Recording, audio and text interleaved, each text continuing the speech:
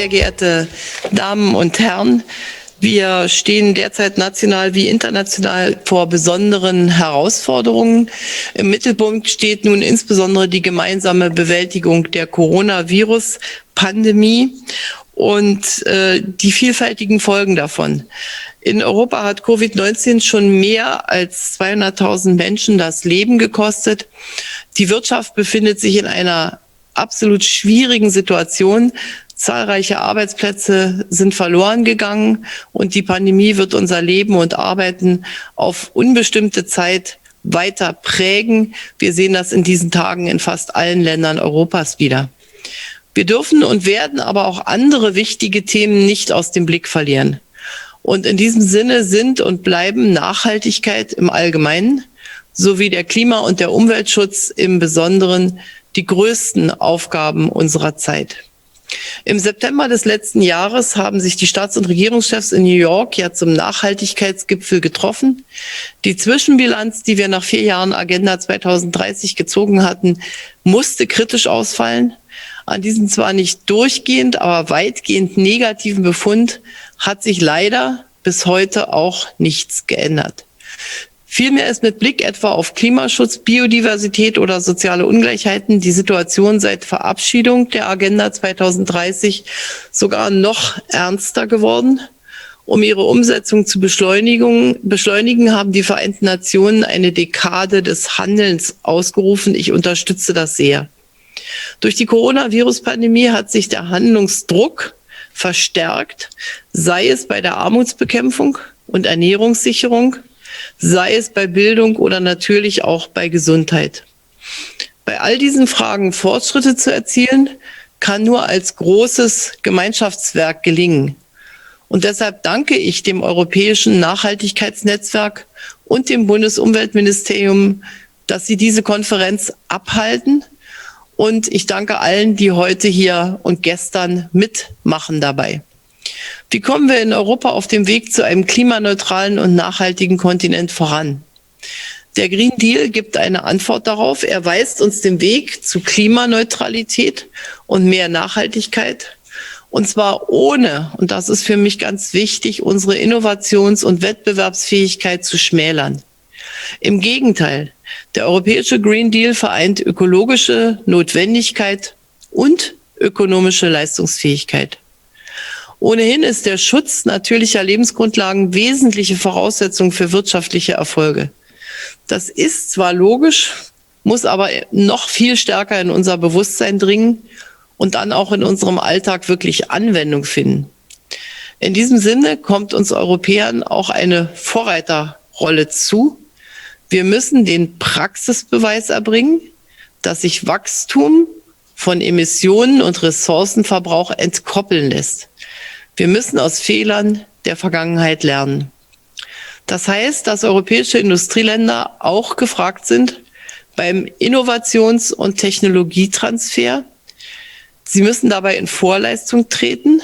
Und das ist eine Form der Entwicklungszusammenarbeit, die der Verantwortung gegenüber weniger industrialisierten Ländern entspricht.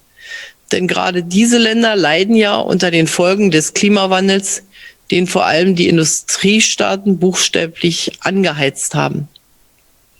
Natürlich tragen wir Europäer nicht allein die Verantwortung für den Klimaschutz. Aber wie wir mit unserer Verantwortung umgehen, wird von vielen Seiten der Welt genau beobachtet. Es hängt also maßgeblich auch von unserem Beispiel ab, ob andere Länder nun dabei mitziehen oder nicht, ob Lösungen für klimaneutrales Wachstum vorgezeigt werden können oder nicht. Das ist eine Herausforderung, die in Zeiten der Pandemie ja nicht unbedingt leichter geworden ist. Wir haben erheblich damit zu kämpfen, das Virus einzudämmen und die wirtschaftlichen und sozialen Folgen zu bewältigen. Aber wir wissen, dass in jeder Krise liegt auch eine Chance. Und so glaube ich auch in dieser Krise. Denn sie kann, gerade auch unter dem Aspekt allgemeiner Krisenresilienz, also Widerstandsfähigkeit, unseren Blick für die Notwendigkeit von mehr Nachhaltigkeit schärfen. Dabei geht es nicht allein darum, möglichst schnell das Vorkrisenniveau wieder zu erreichen, sondern auch darum, nachhaltiger und damit stärker aus dieser Krise hervorzugehen und so eben auch besser auf künftige Krisen vorbereitet zu sein. Kurzfristige Krisenbewältigung und langfristige Zukunftsinvestitionen. Das muss man zusammen denken und das müssen wir zusammenbringen. Und daher sind zum Beispiel auch digitale Souveränität, Europas Wettbewerbsfähigkeit und eine klimafreundliche Innovationspolitik Schwerpunkte der aktuellen deutschen Ratspräsidentschaft. Deutschland unterstützt den Vorschlag der Kommission, die Treibhausgase bis zum Ende des Jahrzehnts um mindestens 55% gegenüber 1990 zu reduzieren.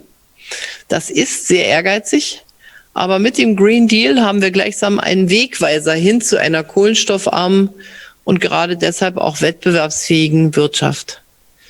Vor uns liegt der Weg, und das darf man nicht unterschätzen, einer wirklich umfassenden Transformation, die Klimaschutz, Kreislaufwirtschaft, Biodiversität, nachhaltige Landwirtschaft, nachhaltige Mobilität und andere Fragen gleichermaßen betrifft.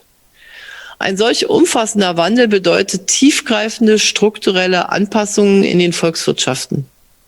Bei allen neuen Chancen, die damit verbunden sind, der Wandel kann auch schmerzlich sein, wenn etwa zum Beispiel Arbeitsplätze in bestimmten Branchen wegfallen. Ich glaube, ich weiß, wovon ich spreche, denn in Deutschland bieten sich zwar zum Beispiel durch den starken Ausbau erneuerbarer Energien neue Arbeitsperspektiven in diesem Bereich. Doch wir wollen auch den Kohleausstieg bis spätestens 2038 erreichen. Und das bedeutet einen großen Kraftakt, Alternativen zu schaffen, wenn Arbeitsplätze oder Einkommensquellen wegfallen. Und dabei dürfen wir die betroffenen Regionen und die Menschen dort nicht allein lassen. Und das tun wir auch nicht. Ob in Deutschland oder anderswo, die wirtschaftlichen und sozialen Härten eines klimafreundlichen Strukturwandels abzumildern, das ist eine Herausforderung, der wir gerecht werden müssen. Ansonsten sind Fortschritte im Sinne von mehr Nachhaltigkeit gefährdet, die es eben nur mit einer breiten gesellschaftlichen Unterstützung geben kann. Ich halte es im Zusammenhang mit nachhaltiger Entwicklung für eine wesentliche, wenn vielleicht nicht sogar die zentrale Frage. Wie können wir Zielkonflikte auflösen oder abfedern, beziehungsweise Transformationsprozesse so gestalten, dass möglichst niemand zurückbleibt? To leave no one behind. Dazu haben wir uns ja mit der Agenda 2030 verpflichtet. Und an dieses Leitprinzip knüpft auch der europäische Green Deal an. Er formuliert den Anspruch, den Übergang für alle gerecht und inklusiv zu gestalten. Das ist entscheidend für den Erfolg von Nachhaltigkeit Made in Europe. Und das ist entscheidend für unseren Zusammenhalt in unseren Gesellschaften und auch zwischen den einzelnen Staaten. So wichtig der Green Deal ist, wir brauchen auch einen Rahmen, der uns erlaubt, die Agenda 2030 in ihrer gesamten Themenbreite europäisch anzugehen. Und daher freut es mich, dass die Europäische Kommission ein Konzept zur umfassenden Umsetzung der Agenda 2030 angekündigt hat. Ich bin sehr gespannt auf die Vorschläge, gerade auch bei den Themen, die nicht direkt den Green Deal betreffen. Und das Konzept sollte dann mit regelmäßigen Fortschrittsberichten der Kommission verbunden werden. Damit könnten wir besser feststellen, in welchen Nachhaltigkeitsbereichen wir zusätzliche Maßnahmen brauchen. Ich kann auch nur begrüßen, dass die strategische Vorausschau künftig stärker in der EU-Politik berücksichtigt werden soll. Das ist ein weiterer Ansatzpunkt, um die Zukunftsfähigkeit der EU zu stärken. Denn es sind ja nie Krisen auszuschließen, die uns eben auch auf dem Weg in Richtung der Nachhaltigkeitsziele weit zurückwerfen können, wenn wir darauf nicht ausreichend vorbereitet sind. Nachhaltigkeit muss auf allen Ebenen vorangebracht werden. In Deutschland orientieren wir uns dabei an einer Nachhaltigkeitsstrategie, die wir bereits vor 18 Jahren ins Leben gerufen und seitdem konstant und kontinuierlich weiterentwickelt haben. Seit 2016 setzt die Strategie den Rahmen für die Umsetzung der Agenda 2030 in Deutschland. Für jedes Nachhaltigkeitsziel legen wir fest, was genau wir bis wann erreichen wollen. Wir überprüfen regelmäßig, wie weit wir jeweils gekommen sind um bei Bedarf dann auch rechtzeitig nachsteuern zu können. Zur Weiterentwicklung unserer Strategie setzen wir auf eine breite Teilnahme aus Wirtschaft, Wissenschaft und Gesellschaft. Erst kürzlich habe ich die deutsche Öffentlichkeit eingeladen, zum neuen Strategieentwurf Stellung zu nehmen. Es gibt so viele gute Ideen, die es wert sind, berücksichtigt zu werden. Das sehen wir auch bei der Europäischen Nachhaltigkeitswoche, die das Europäische Netzwerk für nachhaltige Entwicklung jährlich durchführt. Dass in diesem Jahr trotz der Corona-Pandemie fast 4.000 Aktivitäten in 25 Ländern stattgefunden haben, zeigt, Nachhaltigkeit ist kein Schönwetterthema, sondern ein Herzensanliegen vieler Menschen. Und genau das empfinde ich auch als sehr ermutigend. Denn Nachhaltigkeit lässt sich nicht einfach verordnen oder per Gesetz vorschreiben. Vielmehr ist jeder und jede Einzelne von uns gefragt, das Leitbild der Nachhaltigkeit zu verinnerlichen. Nachhaltigkeit muss also zu einer Selbstverständlichkeit im täglichen Leben werden, sodass wir uns auch ehrlich fragen, konsumieren wir nachhaltig, produzieren wir nachhaltig, bauen wir nachhaltig, ist unsere Mobilität nachhaltig? Das Europäische Nachhaltigkeitsnetzwerk trägt viel dazu bei, den Gedanken der Nachhaltigkeit im öffentlichen Bewusstsein zu verankern und gute Ideen für nachhaltiges Handeln auch als Regierungshandeln zu verbreiten. In der Tat kann nachhaltige Entwicklung nur als gemeinsames Projekt gelingen.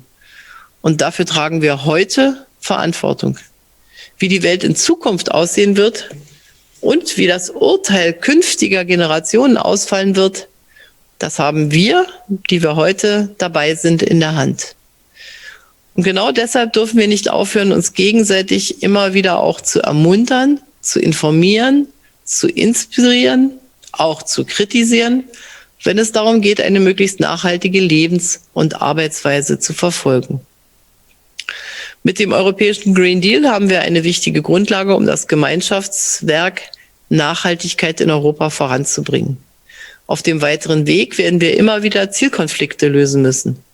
Und wir werden immer wieder praktikable und weiterhin akzeptable Lösungen finden müssen. Und genau das macht das Europäische Netzwerk für nachhaltige Entwicklung so wertvoll. Sie alle, die Sie hier Ihr Wissen und Ihre Erfahrung einbringen, helfen eben genau dabei mit, das Leitbild der Nachhaltigkeit in Europa mit Leben zu erfüllen. In diesem Sinne wünsche ich Ihnen eine weiter erfolgreiche Konferenz und danke Ihnen sehr für Ihr Engagement. Herzlichen Dank.